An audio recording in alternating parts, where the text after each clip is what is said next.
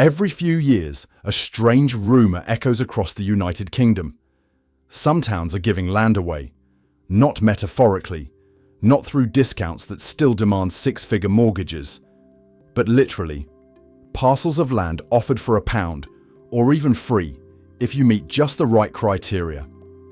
These stories sound too good to be true, the stuff of late-night forums and wild online threads. But behind the exaggeration, behind the whispers, there's a sharp, undeniable truth.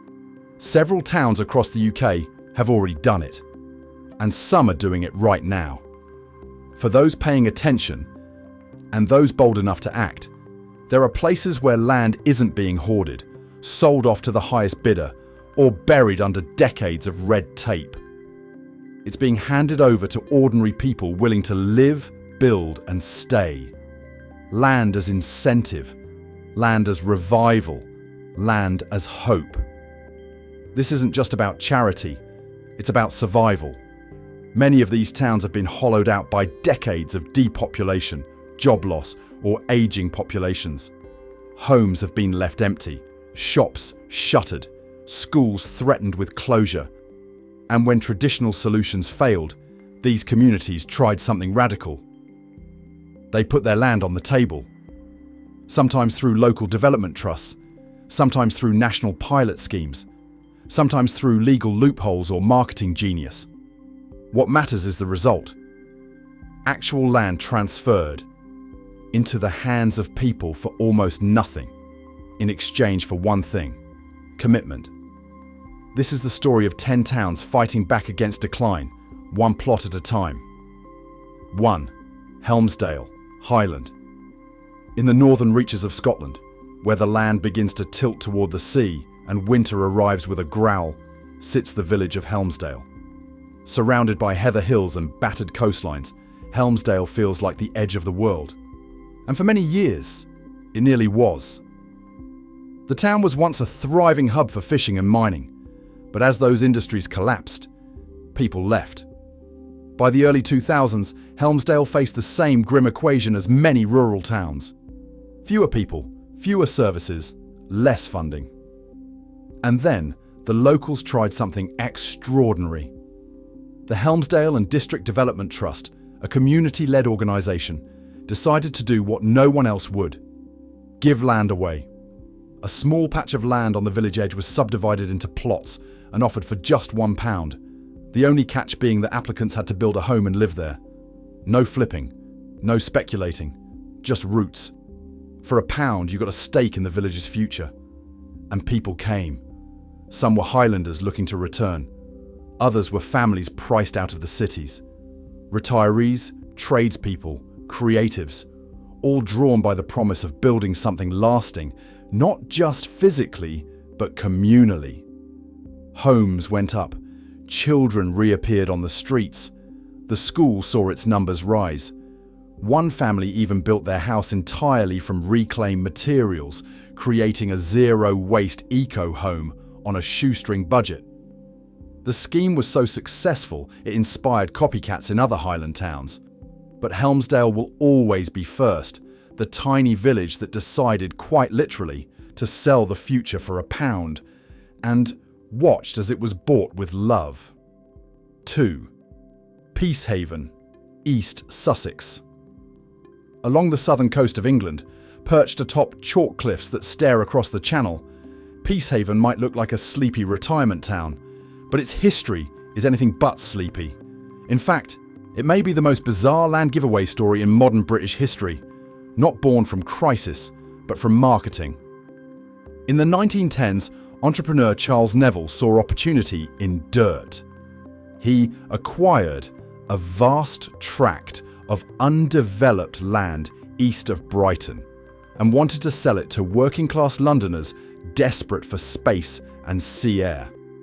But instead of traditional advertising, he created a land giveaway scheme. Newspaper competitions invited readers to solve puzzles, and the prize: a plot of land in a future seaside paradise. The fine print was simple. Winners had to pay legal costs and conveyancing fees. But the land itself, often 20 by 100-foot plots, was effectively free. People came in droves. By foot, train, bus and horse cart, they arrived with timber, tarpaulin and dreams. Early dwellings were cobbled together from scrap materials. There were no utilities, no proper roads, just freedom. Peacehaven boomed into existence not because of government funding, but because someone dared to hand out land in exchange for nothing more than hope. Though the original giveaway plots are long gone, their legacy shaped the town. Peacehaven was built on the promise of cheap land ownership. Even today, property here is notably more affordable than nearby Brighton or Hove. The mythos of free land remains etched into the streets, and every now and then, someone discovers their grandparents' original title deed, a legal link to one of the boldest, strangest urban planning experiments in the country's history. 3. Wooler, Northumberland. Wooler is the kind of place people imagine when they think of rural Northumberland. Windswept hills, stone-built cottages, a high street where everyone knows your name. But beneath that postcard image lies a quiet revolution. One that didn't begin with national press or grand schemes, but with small, practical decisions. Like many rural communities, Wooler faced a problem. Small pieces of land were falling through the cracks. Some were leftover council plots. Others were abandoned corners from old housing estates or forgotten back gardens. They were too small or awkward to attract developers, too unloved to warrant maintenance. But to Wooler's community groups, they were opportunities. Through Northumberland County Council's Community Asset Transfer Programme, several of these scraps of land were handed over, often for £1, to locals with a plan. One became a wildflower garden maintained by school children. Another, a shared tool library. A third was transformed into raised vegetable beds used by pensioners and young families. Each parcel was tiny, but together they began stitching Wooler into something even stronger than before. A town that saw value in every square foot. One story stood out. A long disused access road between two estates, once overgrown and used for fly tipping, was given to a local artist collective.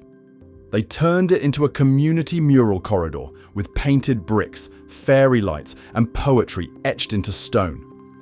Tourists now walk through it on summer afternoons. It didn't cost millions, just land given freely to people who cared. Wooler proved that land doesn't need to be large or central to be transformative. Sometimes all it takes is a handful of square meters, a £1 sale, and the right group of people to turn it into something magical. In doing so, the town quietly redefined what it means to give land away, not as a desperate act, but as a powerful gesture of trust. 4. Muirkirk, East Ayrshire. In East Ayrshire, deep in the post-industrial veins of central Scotland, sits Muirkirk, a town once alive with coal mining, now scarred by decades of economic erosion. Like many small Scottish towns that thrived and then sank with the decline of heavy industry, Muirkirk has spent years fighting an uphill battle. Shrinking population, empty buildings, land no one wanted. But in 2024, something extraordinary happened. A derelict petrol station at the edge of the town, a place locals had long seen as a visual wound, was transferred not to a private developer, but to the people. Not sold, not auctioned, given.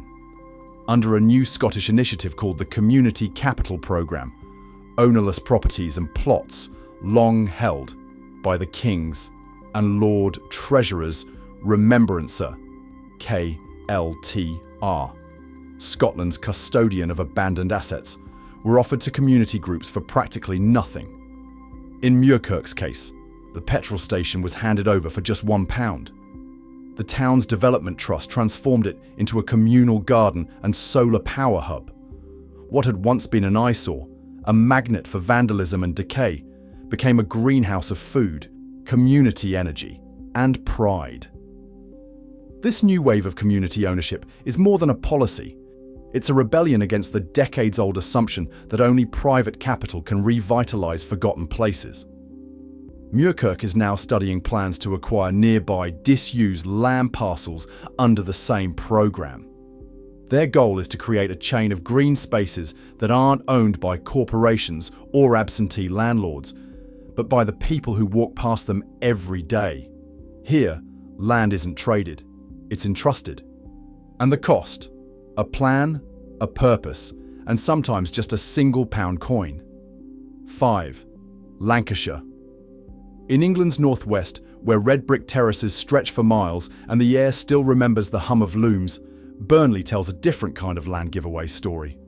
This isn't a Highland village calling people back with scenic charm. Burnley's version is grittier, urban, practical, and driven by necessity. With population shifts and economic downturns hollowing out parts of the town, the council was left holding an unusual surplus. Small strips of urban land left over from demolished properties, abandoned alleys, and disused side plots. Most of them were considered too small or too awkward to matter, until residents started asking, can we just have them? In 2022, Burnley Council launched a scheme allowing adjoining homeowners and community groups to apply to purchase these microplots for nominal fees, as low as £50, and in some cases for just £1. A homeowner might acquire the empty patch next to their house to extend their garden. A youth club might take over a concrete lot to turn it into a street basketball court. A local artist might use a dead-end alley to create murals and sculpture spaces. These weren't sprawling estates. They weren't glamorous.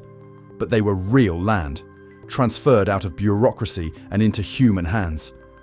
The shift was subtle, but powerful. Suddenly, local pride returned to forgotten corners of the town. Crime dropped. Walls that once collected graffiti were now filled with purpose. One resident turned 3 small adjoining plots into an urban orchard, planting apple and cherry trees for local school children to harvest each autumn. He paid £3 for all 3 lots, less than a pub lunch. Burnley's story is different because it asks a basic question. What if we treated leftover land like a community asset instead of rubbish? It turns out even half-forgotten plots between rows of council houses can become green, joyful and alive again, if the price is right, and that price is almost nothing. 6. Isle of Rum, Inner Hebrides. Northwest of mainland Scotland, where the Atlantic begins to feel endless and the air carries salt and myth, lies the Isle of Rum. With only about 30 full-time residents and a landscape so dramatic it feels untouched by time, Rum is one of the most remote inhabited islands in Britain.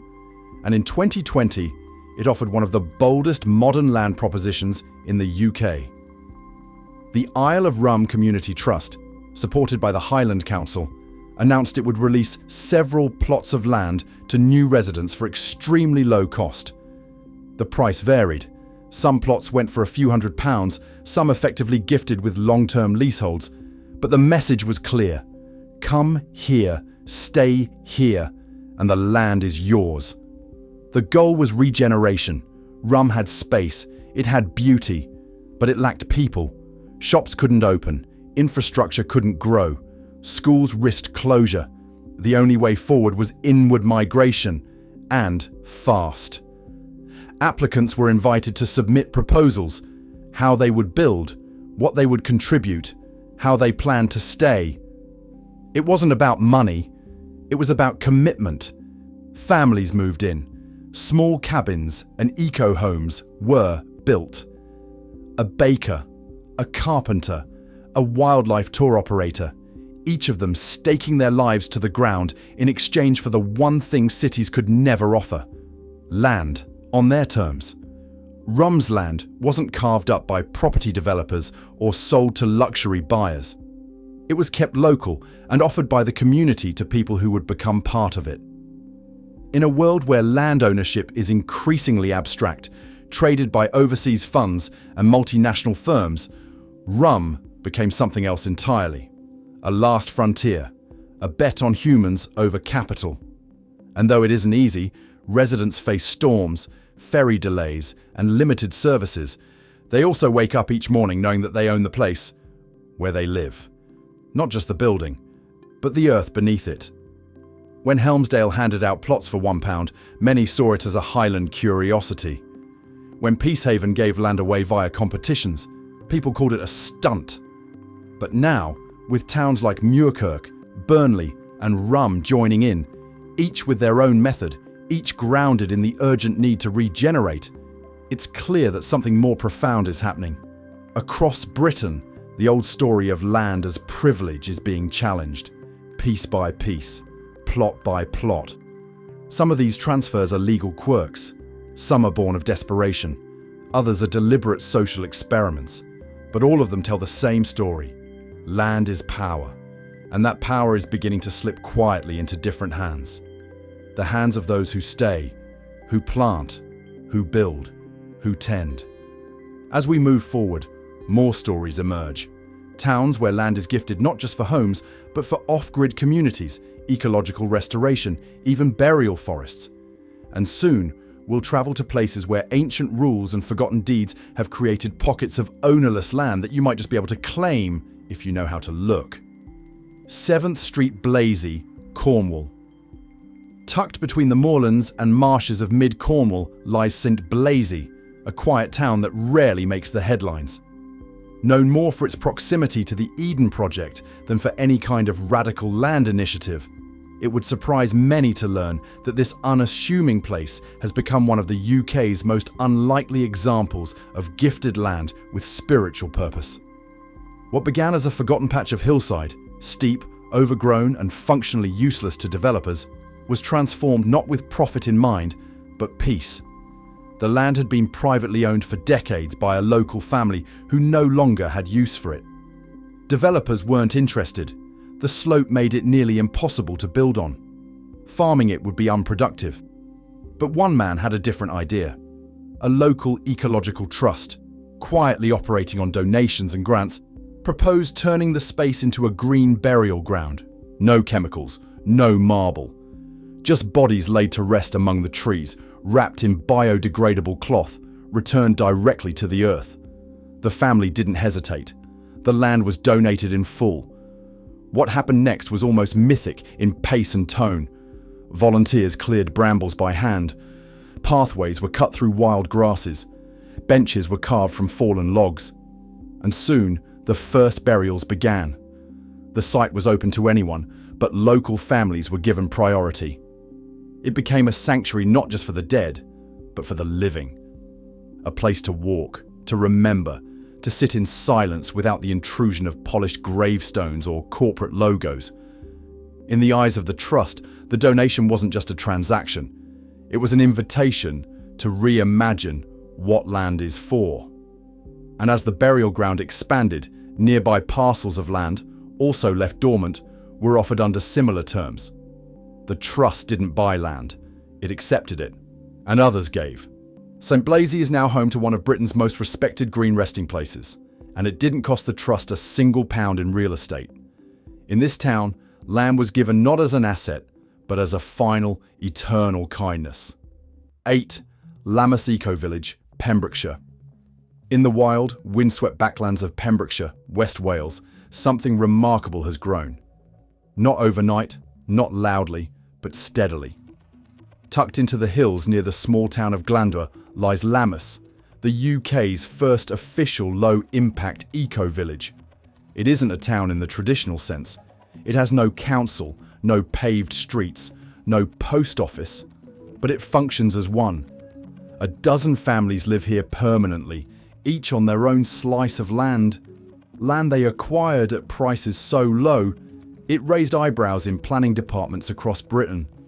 The secret behind Lammas isn't just the vision, it's the loophole. Pembrokeshire is one of the few counties in the UK with a planning policy specifically designed to allow for low-impact development. In essence, if you can prove that your off-grid lifestyle can meet most of your needs from the land, food, water, energy, you may be granted permission to build even on agricultural green belt land. But the kicker is this. The land must be cheap enough to allow you to do it. In 2009, the Lammas pioneers found such land.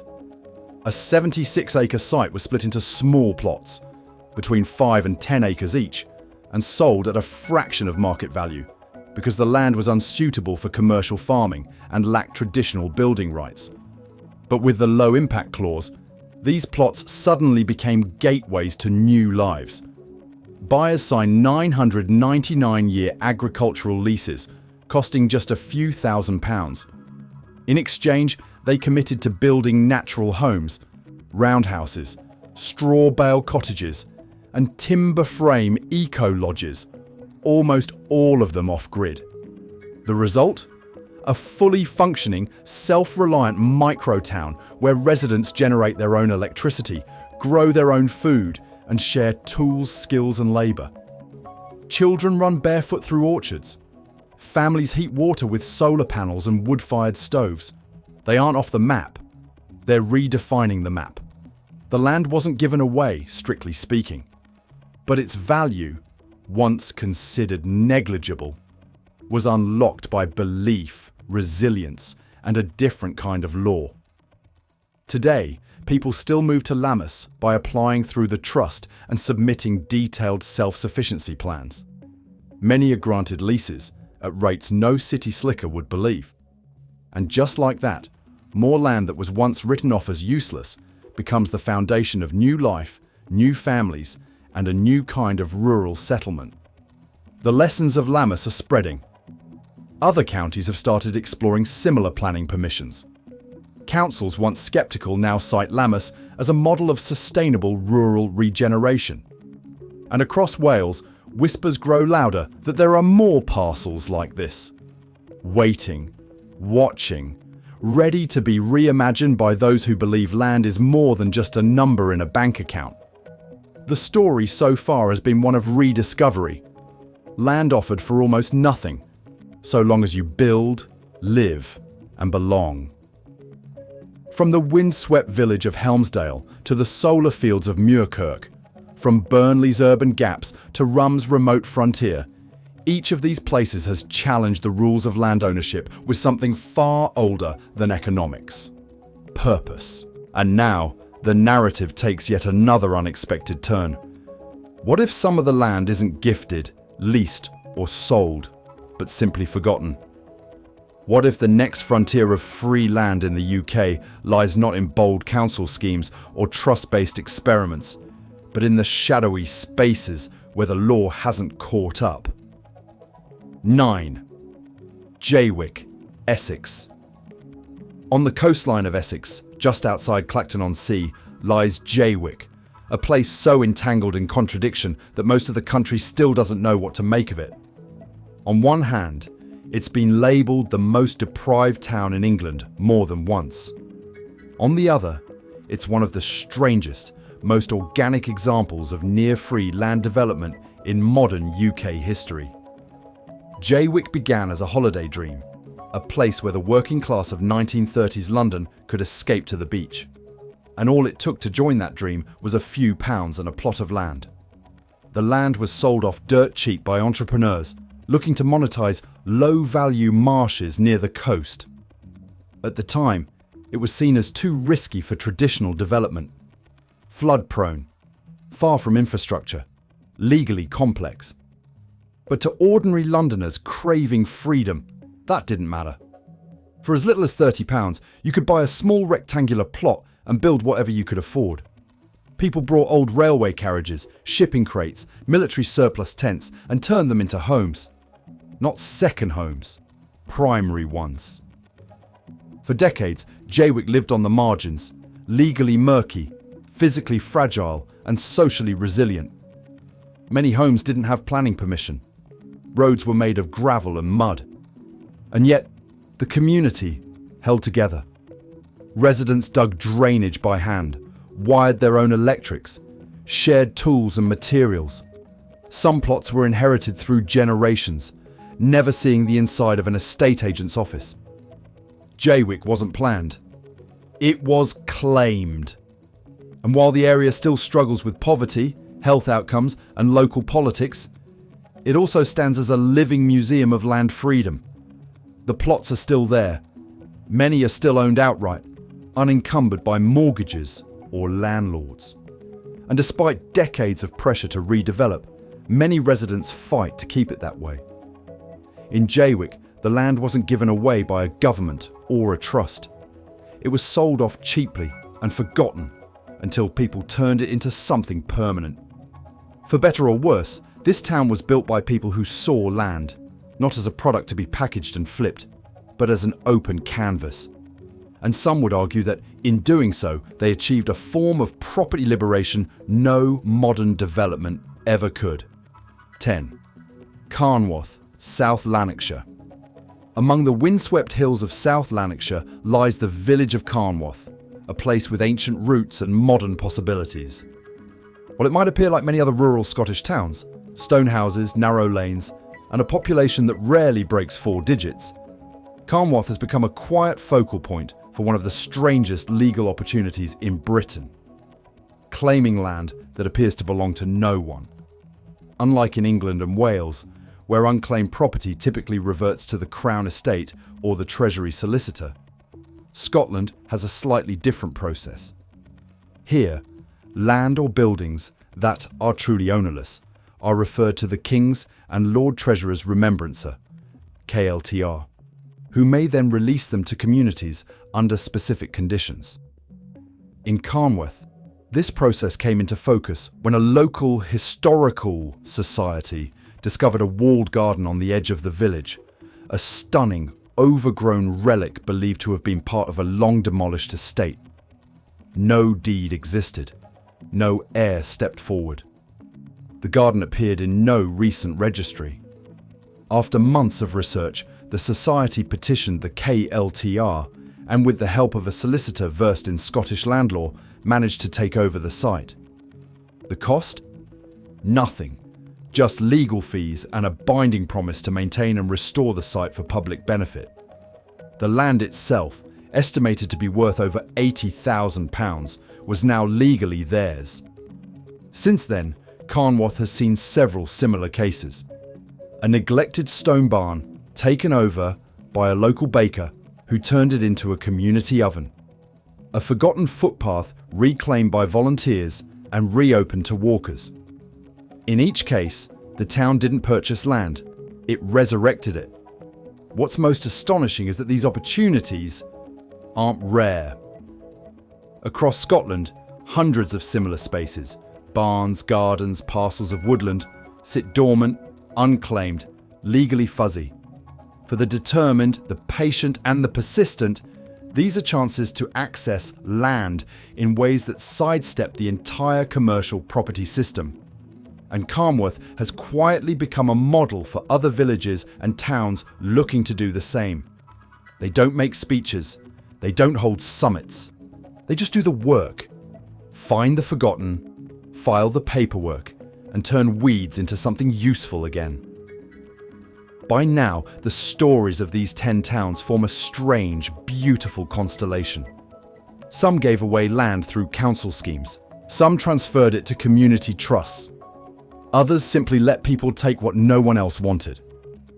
From Helmsdale's £1 plots to Carnwath's legal resurrections, from Muirkirk's garden takeovers to the eco-anarchist spirit of Jaywick, one thing is clear. The old assumptions about land are crumbling.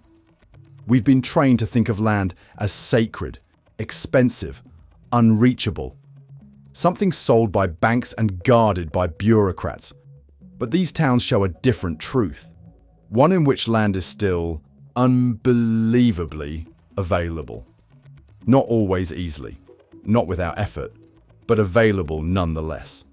Sometimes it takes a sharp eye on a council notice board. Sometimes it takes months of legal wrangling with ancient registries. Sometimes it takes simply being first to see the opportunity before the world catches up.